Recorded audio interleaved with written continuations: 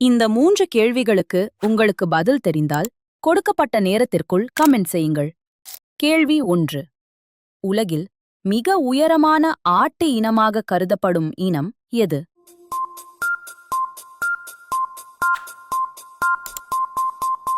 கேள்வி 2. உலகில் அதிக பால் உற்பத்தி செய்யும் ஆட்டு இனங்களில் ஒன்றாக கருதப்படும் இனம் எது?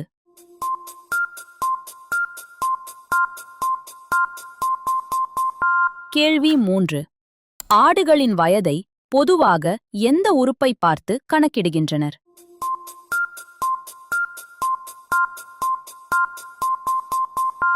இப்போது பதில்கள். பதில் 1. போர் ஆடு. பதில் 2. சாணன் ஆடு. பதில் 3.